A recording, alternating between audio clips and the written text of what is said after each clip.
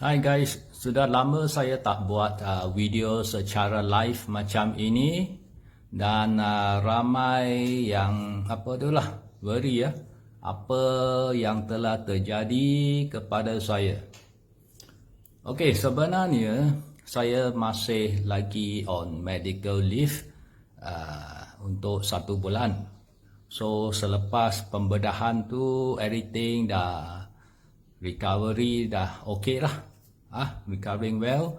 So sampai hujung bulan ini, hujung Februari ini selesailah cuti sakit saya. So that means from next month March saya boleh get back to my normal activity again lah. So memang lama lah. Nasib baik Chinese New Year pun cuti juga. So saya pun tidak dapat di enjoy macam korang Chinese New Year tu hanya duduk di rumah saja. Tetapi saya telah mengambil kesempatan ini di mana saya duduk kat rumah saja. Saya telah mengambil masa selama sebulan ni untuk mempertingkatkan dan mengemas kini social media saya, di mana saya telah pun belajar dan menambahkan ilmu yang lebih tentang perkembangan dunia AI, Artificial Intelligence, dan saya juga telah meluangkan berjam-jam dan berhari-hari untuk menambahkan ilmu saya dalam mengenai YouTube dan juga social media branding kat Facebook. So itulah pros and cons lah. Walaupun saya tidak boleh pergi site visit, tidak boleh pergi buat viewing, tidak boleh pergi menemui ataupun make appointment with owner ke buyers ke, tetapi instead saya make use of the time lah secara untuk benda yang produktif supaya ia boleh melicinkan lagi perkembangan saya dan juga perjalanan saya sebagai ejen hartanah. Okay? Now, untuk hari ini saya akan bincangkan satu perkara yang amat merisaukan.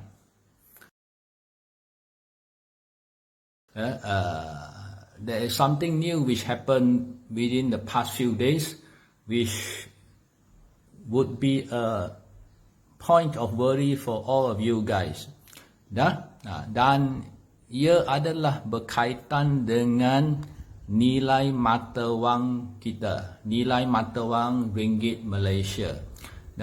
Sebagaimana yang korang tahu, for the past 2-3 days or past few weeks I would say, nilai mata wang ringgit semakin merosot. The value of our currency has been going downwards. In fact, up to sekarang, waktu I buat video ini, di nilai US dollar Amerika tu kepada ringgit Malaysia, dia dah hampir 4.80. That means 1 US dollar sudah hampir bersamaan dengan 4 ringgit 80 sen ringgit Malaysia.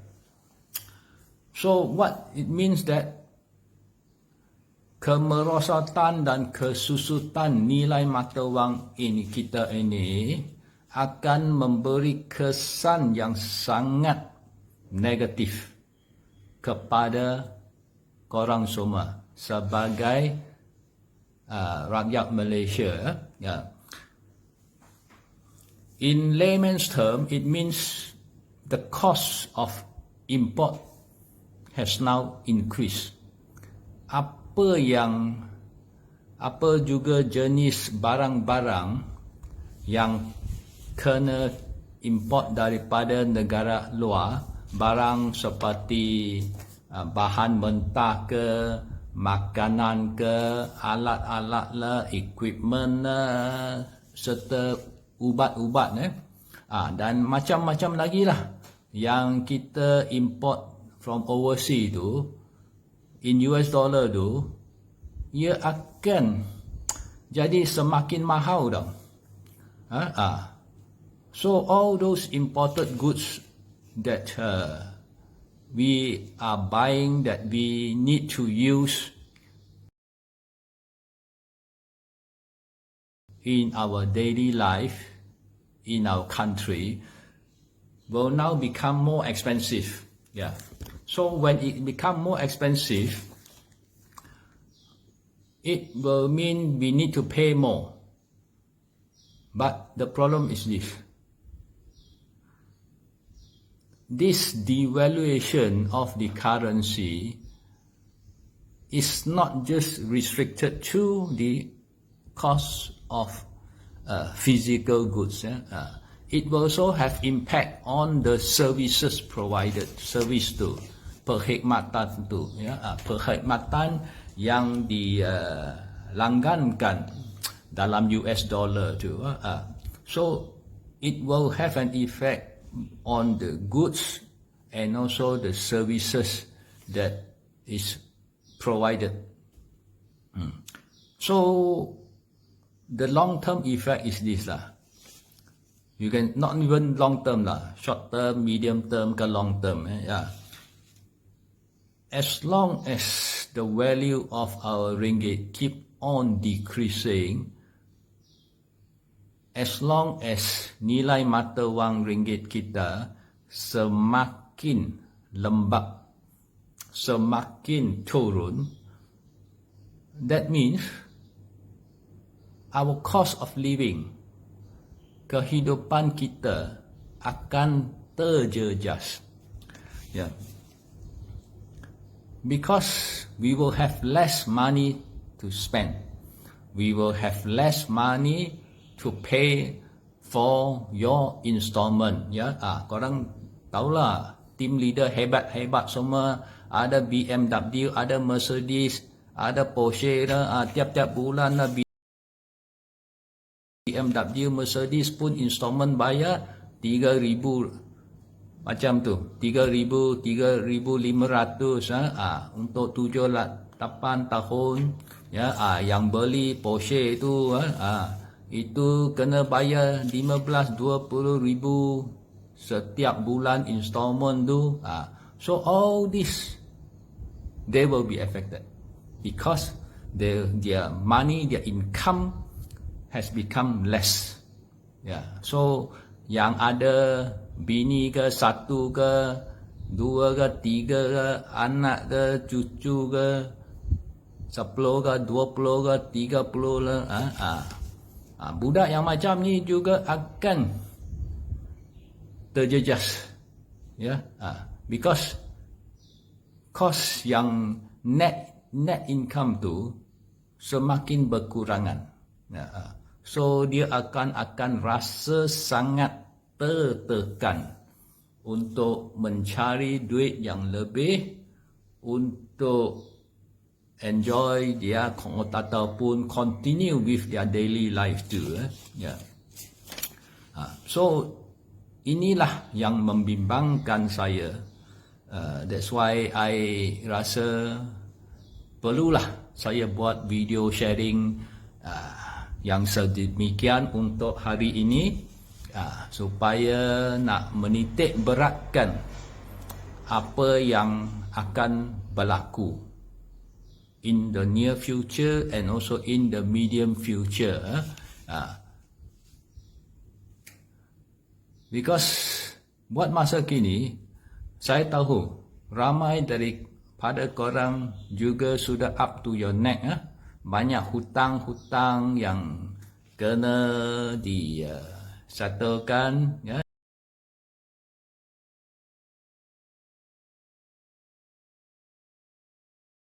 Tetapi income tu masih sama.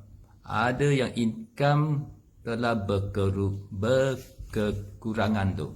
Ya, selalu ni saya tengok Facebook tu, selalu ni saya tengok dia orang paparkan leaderboard tu, dia orang biasalah nak apa tu lagak, nak lagakkan dan nak lansikan dia orang punya pencapaian, top producer lah, top closer lah, top semua pun meletop lah, tetapi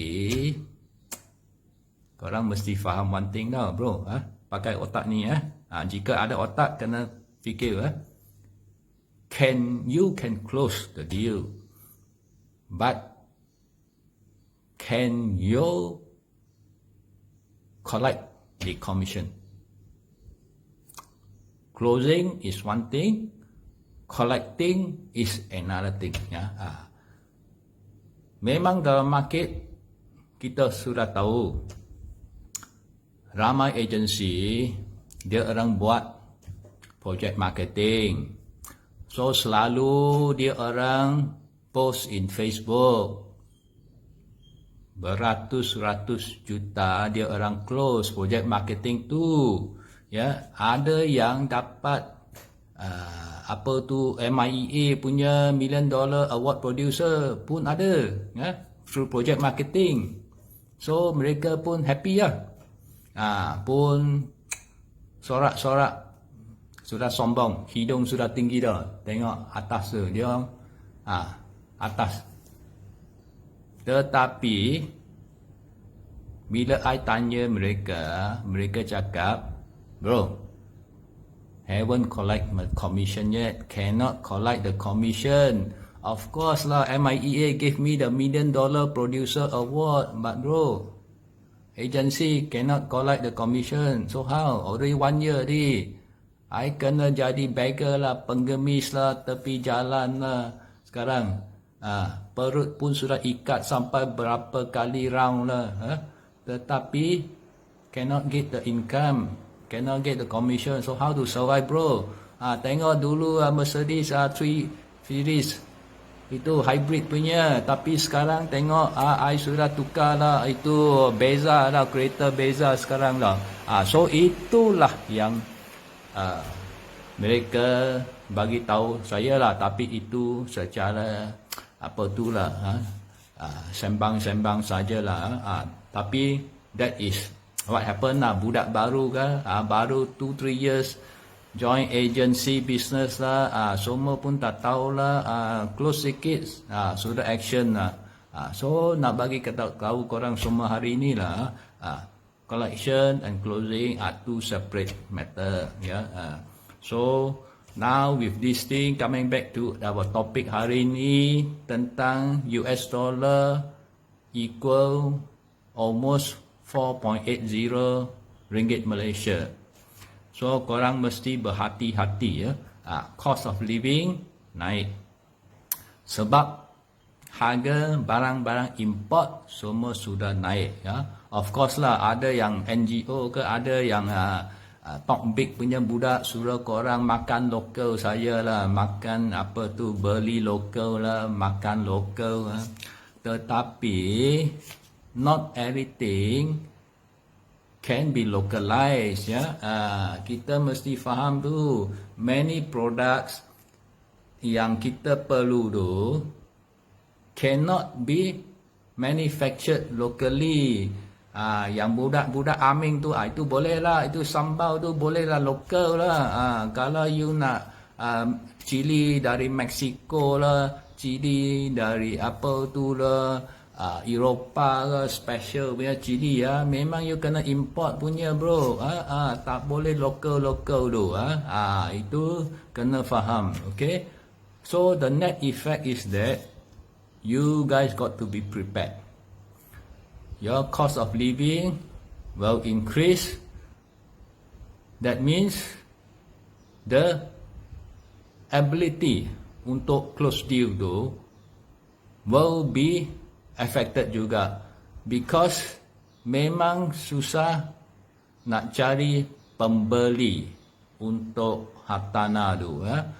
Bank pun saya rasa kalau OPR naik lagi, ramai lagi yang terjejas dan bank akan tambahkan kriteria untuk meluluskan loan buyer tu.